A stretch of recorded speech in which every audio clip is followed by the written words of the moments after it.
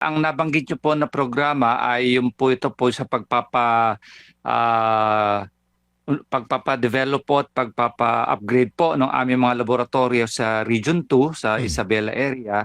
Ayan nga po yung PQuest. So dalawa po yung proyekto namin sa Isabela na grant po ito ng Japanese government. Yung isa Oh. po ay Rice Processing Center sa Kawayan, Isabela. Oh. Yung bang tinutukoy nyo yung nagkakahalaga halos ng 800 milyong pisong modern warehouse at processing facility ng NFA? Opo, tama po kayo.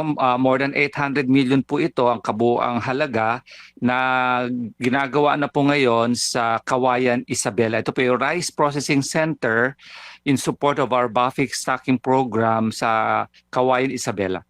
Okay. Medyo bigyan nyo nga ho kami ng pagkatuto sa usapin na to. Ano ba yung proyektong yan?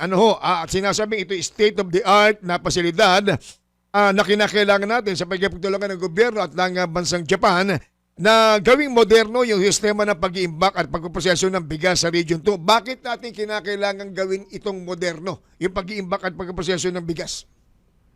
Unang-una po, ang layunin po ng aming pagkikipagtulungan sa bansa ng Japan, ito po ay para po mapataas po yung kapasidad ng NFA na bumili ng mga palay sa ating mga farmer. At dito po ay makakabili na kami ng mga basang palay at hindi lamang po tuyo at malinis. Kaya po mas marami na akong kapasidad na bumili ng palay mula sa mga magsasaka. Ang pangalawa pong layunin po ng aming pagsasanib puwersa ng bansang Hapon ay para po yung ating pong mga nawawala ng mga losses during post-harvest po after po anihin na ating mga palay ay mapababa po natin ito dahil gagamit tayo ng mga modernong pasilidades dito sa Kawayan, Isabela. At of course, ang pangatlo po, mas gaganda na po ang kalidad. Gaganda po ang kalidad ng binibenta. I mean, ang kalidad ay ang bigas na binibigay po ng NFA during calamities and emergencies. At nga sa meron lang magagamit na ganyan na pasilidad, meron tayong proteksyon sa presyo. May malaking pasilidad ng NFA, mas marami na kayong mabibiling rekta sa mga lokal na magsasaka na mas mataas at patas na presyo. Natural, mababawasan dito pag depende ho ng ating mga magsasaka sa mga pribadong traders na minsan binabarat yung presyo kapag basa yung palay. Tama po yun, Kahiro. Nabanggit nyo na rin kanina yung post-harvest losses, yung bawas tapo na yan na medyo ma-address natin yung mga problema yan. Pero ganun pa man, ano pa ba iba mga pwedeng ibahagi nyo sa aming mga detalye patungkol sa PQuest system na yan? Actually, hindi po to PQuest. Yung PQuest po ay sa mga laboratorio namin, pero pagtuunan muna natin pansin itong Kawayan, Isabela. Magtatatag po sa tulong po ng grant mula sa Japanese government sa halagang sinabi niyo kanina 810 million pesos ay ang ibibigay po talaga ng government of Japan ay 664 million pesos or 1.7 billion yen. At yung natitira po mga 146 million ay tatapatan po ng National Food Authority. Sa proyekto na to, 4 po na makabagong grain dryer, mechanical grain dryer, ang kanila pong ilalagay, ibibigay sa atin. Tapos po meron pong modernong rice mill at isa pong silo storage. Ito po yung imbis sa sako ilalagay, bulto-bulto na pong ilalagay ang ating mga tuyong palay. After po ito ituyo no kanila makabagong mechanical dryer. So ano po 'yon? 4 na pirasong mechanical dryer, isang rice mill po na makabago at 4 pong silo, lahat po ilalagay po sa Kawayan, Isabela. Tama ba, Sir Mario, na kasama po sa mga programang yan na yung mga tekniko, yung mga eksperto natin dyan sa NFA, tama po yung mga naka-assign dyan sa Isabela, mukhang ipadadala ho yata sa Japan mag-aral ng rice quality assessment at maging sa Thailand para naman sa teknolohiya ng mais para maging eksperto sa mag-aalaga ng mga imbakan. May kasama bang ganon? Tama po yun. Isa po uli itong project sa JICA na amin po ngayong pinoproseso na po ngayon ito. Ito po yung binanggit nyo kaninang PQuest. So dahil po ang Region 2 ay sagana sa anihan ng palay at ng mais, ang amin pong laboratorio doon under the PQuest program na tutulungan din kami uli ng Japan sa pangalawang proyekto under JICA, ay pagagandahin po namin ang aming laboratorio diyan sa Santiago Isabela at para naman po ang kalidad ng aming mga palay at ng mga mais na maaari namin bilhin diyan sa lugar ng Isabela ay ma-evaluate po namin ng maganda para naman po pag amin po ito inilabas mga produkto ng mga bigas at ng mais ay sigurado po ito sa kanyang kalidad. Oh, at kung talagang mga moderno nang gagamitin natin yan at scientificong mga laboratorio ang gagamitin sa pag-uri ng kalidad ng palay, bigas at mais, ano to, hindi ba makadadagdag naman ito sa presyo ng mga butil natin? Hindi po dahil po ang amin naman pong mandato sa ngayon ay suportado po namin lahat ng programa ni Pangulong Bongbong Marcos at ito po ay amin pong sinasubsidize po yung presyo po ng mga binibenta namin para sa kalamidad ng mga bigas of good quality. So, ganun po ang ginagawa namin in times of calamities and emergencies. Mas mababa po ang presyo na binibigay namin sa DSWD at iba pang mga relief agencies na sa gobyerno. Oh, baka may mga nakikinig ko sa atin na nag-iisip at ganito ang itinatakbo ng isip. Ano ho? Bakit sa Kawayan, Isabela? Junto ito itinayo. Ano ang kadahilanan? Siyempre, rice granary. Tagagawa ng bigas, malaking tagagawa ng bigas sa Pilipinas sa lugar na yan. Kaya nga po, alam po naman namin na ang Kawayan Isabela isa po sa granary center po ng Isabela. In fact po sa mga datos na aming nakita, ang Isabela po ay mataas po ang kanyang pag-aani tungkol po sa ating mga palay. Kaya po dito na rin namin inilagay sa aming isang property sa Kawayan Isabela.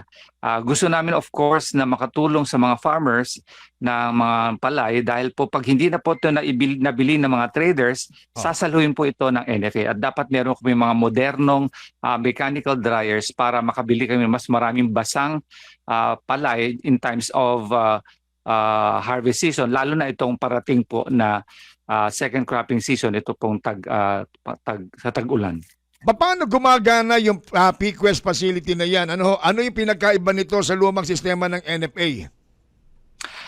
Yung pong itatayo namin sa Kawayan Isabela, so mas marami na kami mabibiling palay. Diretso na po ito ngayon sa aming po mga bagong mechanical dryers. 4 pong ilalagay, 30 tonelada kada oras po o 600 sako ng palay ang pwede namin ituyo. Kung ito po itatrabaho ng 8 oras, so meron po kaming mga 2,400 bags po ng palay kada araw ang pwede naming tuyuin. Sa isang mechanical dryer lang po, i-multiply nyo po ng 4 yun, mga 8,000 hanggang 10,000 pong palay ang amin po maitutuyo kada araw. So yun po yung kagandahan. Tama ho ba na nasa 22 mga bago, mga modernong laboratory equipment ang itatayo, ilalagay ho yan? Kasi dati yung lumang sistema, visual o tingin-tingin lang, kinukurot-kurot lang yung butil di ba? Sa amin naman po, hindi po kami gumagamit ng kurot-kurot. Ito po yung possible sa mga traders. Meron po kami ginagamit ng mga makabagong moisture meter para naman po objective at patas na maipapakita namin sa farmer na ang kanilang palay na binebenta sa NFA po ay of tamang moisture content. Ito mo sinasabi yung PQuest, ito nga po yung aming binibigay na proposal ngayon sa Japan na i-improve po yung aming mga laboratorio para naman po mas tiyak po tayo na may kalidad po yung binibiling palay ng NFA po. Sabi din siguro ito yung magsasaka. Paano kami makikinabang dyan? Yung mga lokal na magsasaka na taga dyan sa Isabela, paano kami makikinabang dyan? Ayun. Oo nga po. Dahil nga po mas marami ng kapasidad at mas malaki na po dahil 4 po na mechanical dryers po ang ibibigay ng bansang Hapon ay mas marami na kami mabibili. At of course po, sigurado po kayo dahil ngayon po ang aming presyo po ng tuyo at malinis ay 30 pesos. Kung hindi po nagkakamali, ang basa po ay nasa 20 pesos hanggang 25 po yata, no? So yung mas mataas-taas po ang presyo namin ng basang palay na pwede namin mabili sa mga farmers. So makikita po natin na kasi pabago-bago po every week ang aming presyo, sinasabayan po namin ng mga traders, pero tiyak na po ngayon, meron na pong tiyak na presyo para sa isang presyo lang para sa basa at isang presyo lamang po para sa tuyong palay ng mga farmers. Sabi naman ng isa, ay, ano naman ang pakinabang namin dyan bilang ordinaryong mamimili dyan sa PQuest na yan? Okay.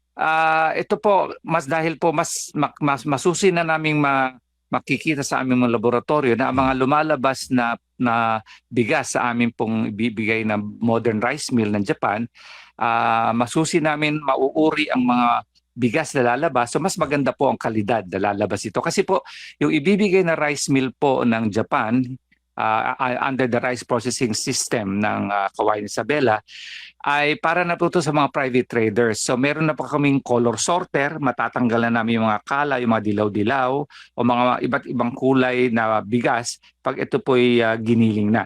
So mas maganda pong kalidad, yung gusto nilang mga consumer natin mas maputi, ay maibibigay na po namin ito lalo po sa during times of calamities o pag meron po tayo mga kalamidad na ibinibigay namin sa DSWD, sa Office of Civil Defense at iba pang mga relief agencies sa gobyerno. So mas Lamang mataas sabihin po na talagang magandang pag kalidad. ito'y dadaan sa ganyang klase ng proseso, yung mga bigas na nandyan sa imbakan ng NFA, pagka panahon po ng kalamidad, kadong ligtas, masustansya, walang amag at walang lasang imbak. Opo. Tama po kayo doon. Kaya nga lang po ito nagkakaroon na sinasabi nyo na kakaibang amoy dahil nga po patagalan po ang imbakan ng NFA dahil ito po mandato ng batas. Dapat po laging may nakaimbak na mga bigas at palay sa mga bodega ng NFA para po pag may kalamidad ay meron po kung maibibigay sa mga relief agencies ng mga gobyerno. Kaya po ngayon sa mga bagong teknolohiya ay pwede na po namin mapanatili na mas matagal na maganda ang kalidad ng aming mga palay at bigas. Pero naiinip po yung ibang nakikinig ko sa atin. Ang gusto niya puntahang tanong, ano namin ito mararamdaman? Kailan ipatutupad yung programang yan? Ngayon na po, tinatayo na po yung bodega sa Kawayan Isabela at ngayon nga actually po ngayong umaga ay meron uli kaming online meeting with the Japanese government na sila na po yung magbibidding sa may bansang Hapon dahil po nakalagay sa aming agreement tanging mga national Japanese producers, manufacturers po ang kanilang ibibid na mga mechanical dryer, silo at rice mill. Kaya po siguro itong taon na to ay mailagak na po, maitayo na po itong tatlong bagay na po ito hanggang ano po ito siguro hanggang Marso po ng sa 2027 na mailagay itong tatlong bagong makinarya sa aming bodega dyan sa Kawayan Isabela. So medyo matagal po dahil hindi po naman tayo ang bibili ito through bidding process sa Philippine government, Japanese government po ang bibili ito para sa Philippine government. Parang hati po, yung pagpupondo at implementasyon nito. So magkano kaya yung hatian ng pondo ng Pilipinas at Japan dito sa project na yan? Okay, sabi niyo nga po kanina Hiro na 810 million po ang kabuang halaga, yung 664 million po na peso value or 1.7 billion yen, yung pong ibibigay ng gobyerno ng Japan. Yung natitira po na 146 million, ito po itatapat ng National Food Authority o ng gobyerno ng Pilipinas para po maisakatuparan ang proyekto na ito. Bago tayo tuloy ang magwakas, mukhang maraming nakakabang-abang talaga yung mga nababanggit ho ninyo. Pero bago pa man ho yun, matapos ko dyan sa Kawayan Isabela, region to yan. Meron ba bang ibang mga lugar na posibleng magkaroon po ng mga PQuest laboratory maliban sa central office ng NFA sa Quezon City? Meron pa po. Isa po dyan ay ang Region 6 po sa may Haro City po. At ang pangalawa po ay doon sa Mindanao, sa Region 11 po, sa Digos City po. Yung aming mga laboratorio po ay pagagandahin pa namin para mas maganda po, baka ang aming mga moderno pong aming mga makinarya na uuri ng mga bigas na aming gigilingin at gayon din naman po ay mga bagong makinarya po ang ibibigay sa atin ng bansang Hapon. Mario Andrada, bago tayo tulang magbakas, baka meron kayong panawagan, gusto pang sabihin sa ating nakikinig, sige po. Sa ating po mga kababayan dyan po sa Kawayan Isabela, dalawa po yung magandang itutulong sa atin ng bansang Hapon. Yan po yung new modern rice processing system sa Kawayan Isabela para masuportahan po yung mandato namin na mag-imbak ng mga palay in times of calamities and emergencies. Ginagawa na po yan.